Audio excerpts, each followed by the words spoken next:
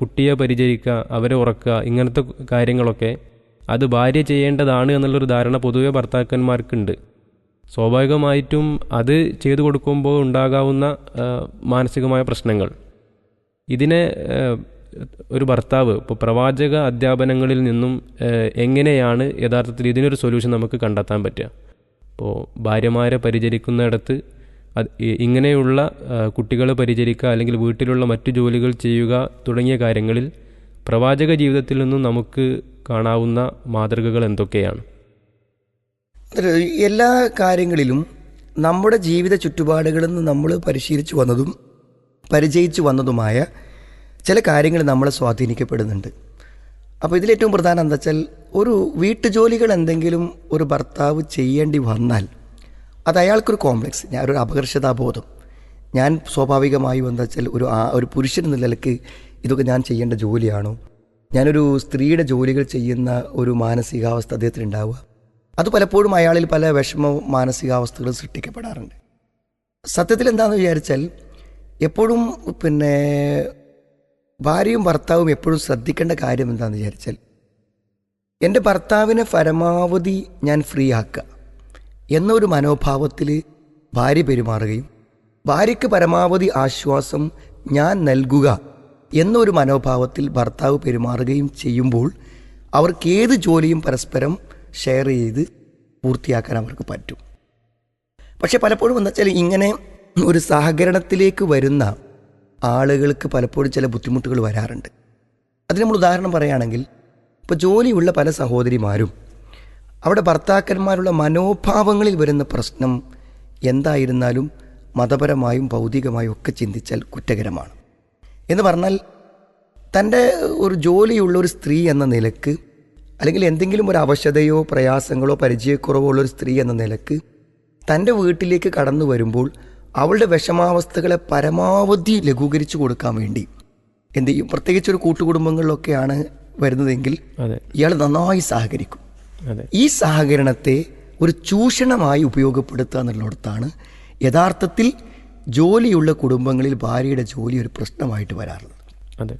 അതായത് പരമാവധി ഇവൻ്റെ ഈ ഭർത്താവിൻ്റെ ആവശ്യങ്ങൾക്ക് വേണ്ടി ഒന്ന് പുറത്തു പോകാനോ, അയാളുടെ എന്തെങ്കിലും പ്രബോധന കാര്യങ്ങളോ മതപരമായ പ്രവർത്തനങ്ങളോ അല്ലെങ്കിൽ പുറത്തുള്ള സാമൂഹിക ഇടപെടലുകൾക്കോ അല്ലെങ്കിൽ കുടുംബ ബന്ധങ്ങൾ ചേർക്കുന്നതിന് വേണ്ടിയുള്ള യാത്രകൾക്കോ അല്ലെങ്കിൽ അയാളുടെ സ്വന്തമായ വായനകൾക്കോ പഠനങ്ങൾക്കോ ഒന്നിനും അവസരം കൊടുക്കാത്ത വിധം വീട്ടിൽ വന്നു കഴിഞ്ഞാൽ എന്തു ചെയ്യുക? മുഴുവൻ വീട്ടുജോലികളിലും മുഴുവൻ കാര്യങ്ങളിലും മുഴുവൻ സമയത്തും അയാൾ ഒരു കാവലായി, ഒരു അസിസ്റ്റൻ്റായി കൂടെ ഉണ്ടാവണം എന്ന ഒരു മനോഭാവത്തിലേക്ക് സ്ത്രീകൾ എത്തുകയാണെങ്കിൽ തീർച്ചയായും ആ മനോഭാവവും അത്തരം സ്ത്രീകൾക്ക് ജോലി ഉണ്ടാവുക എന്നതുകൂടെ ആകുമ്പോൾ അത് ഒരു കുടുംബജീവിതത്തെ വല്ലാതെ പ്രയാസപ്പെടുത്തും. നമ്മൾ ഇപ്പോൾ താങ്കൾ ചോദിച്ച പോലെ ഒരു പ്രവാചകൻ്റെ അധ്യാപനങ്ങളിലേക്ക് നമ്മൾ പറയുമ്പോൾ നമ്മൾ മനസ്സിലാക്കേണ്ടത്, ഇന്നത്തെ ഒരു ഭൗതിക ചുറ്റുപാടും തിരക്കുകളൊന്നും ഒരിക്കലും നബി സ്വല്ലല്ലാഹു കാലഘട്ടത്തിലെ കുടുംബാന്തരീക്ഷങ്ങൾ നമുക്ക് വിചാരിക്കാൻ പറ്റൂല.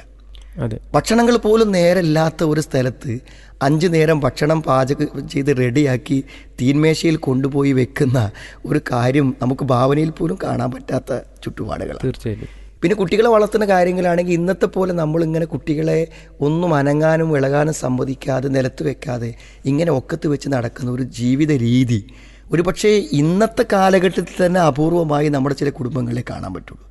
മറ്റു പല സംസ്ഥാനങ്ങളിലും പല സ്ഥലങ്ങളും എടുത്താൽ കുട്ടികൾ സ്വതന്ത്രരാണ്. അവരെ എങ്ങനെ കളിക്കാനും എന്ത് കാര്യങ്ങൾക്കും സ്വതന്ത്രരാക്കി വിടുകയും അവർ വിശന്ന് വരുമ്പോൾ അവർക്ക് ഭക്ഷണം കൊടുക്കുകയും ചെയ്യുകയാണ്. എന്നാൽ ഇന്നെങ്ങനെയെന്ന് വെച്ചാൽ കുട്ടികളെ കൊണ്ട് നിർബന്ധിച്ചും കഥ പറഞ്ഞും അവർക്ക് പലതും കൊടുത്തും അവരെ ഭക്ഷണം തീറ്റിക്കുകയാണ് ചെയ്യുന്നത്, വിശക്കാൻ പോലും സമ്മതിക്കാതെ. ഞാൻ പറഞ്ഞ നമ്മളുണ്ടാക്കുന്ന കൃത്രിമമായ കുറേ ജോലി ഭാരങ്ങൾ സത്യത്തിൽ ഇന്ന് കുടുംബത്തിൽ എന്ത് ചെയ്യുന്നുണ്ട്? പ്രശ്നങ്ങളായി വരുന്നുണ്ട്. അപ്പോൾ നബി സ്വല്ലല്ലാഹു അലൈഹി വസല്ലം എല്ലാ കാര്യങ്ങളും ഫി മിഹനത്തി അഹ്ലിഹി, തൻ്റെ കുടുംബത്തിൻ്റെ കാര്യങ്ങളിൽ എന്തെല്ലാം ജോലികളുണ്ടോ, അതൊരു പക്ഷേ വസ്ത്രം അലക്കലാവാം, ഭക്ഷണം പാചകം ചെയ്യലാകാം, വീട് വൃത്തിയാക്കലാകാം, ഏത് കാര്യത്തിലും ഒരു പുരുഷന് സഹകരിക്കാം, ഒരു പ്രശ്നവും അക്കാര്യത്തില്ല. പക്ഷേ ഇതൊന്നും ഒരിക്കലും ഒരു സഹകരണ മനോഭാവത്തിൻ്റെ അടിസ്ഥാനത്തിലല്ലാതെ അതിനെ ഉപയോഗപ്പെടുത്തുകയോ ചൂഷണം ചെയ്യുകയോ തനിക്കൊരു സ്വസ്ഥതയും തരാതെ തന്നെ തൻ്റെ ഭാര്യ ഉപയോഗപ്പെടുത്തുന്നു എന്നൊരു മാനസികാവസ്ഥയിലേക്ക് ഭർത്താവ് എത്തിയാൽ അയാളുടെ ജീവിതത്തിലുള്ള സന്തോഷവും നഷ്ടപ്പെട്ടു പോകും, കുടുംബജീവിതത്തിൻ്റെ സുതാര്യതയും നഷ്ടപ്പെട്ടു പോകുമെന്നാണ് മനസ്സിലാവുന്നത്. പീസ് റേഡിയോ സ്നേഹക്കൂട് പരിപാടിയിൽ നിന്നുള്ള പ്രസക്ത ഭാഗങ്ങളാണ് നിങ്ങൾ ഇപ്പോൾ കേട്ടത്.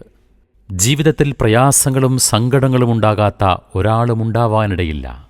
എന്നാൽ സങ്കടങ്ങൾ പങ്കുവെക്കാനും പരിഹാരം നിർദ്ദേശിക്കാനും ആരെങ്കിലുമുണ്ടെങ്കിൽ എന്തൊരാശ്വാസമായിരിക്കും. നമ്മേക്കാൾ കൂടുതൽ കഷ്ടപ്പെടുന്നവർ ഉണ്ടെന്നറിയുമ്പോൾ നമ്മുടെ വിഷമങ്ങൾ പലതും നിസ്സാരമായും തോന്നാം. സങ്കടങ്ങൾ പങ്കുവെക്കപ്പെടുമ്പോഴേ പാതി വിഷമം പരിഹരിക്കപ്പെട്ടുവെന്ന ആശ്വാസം വന്നുചേരും.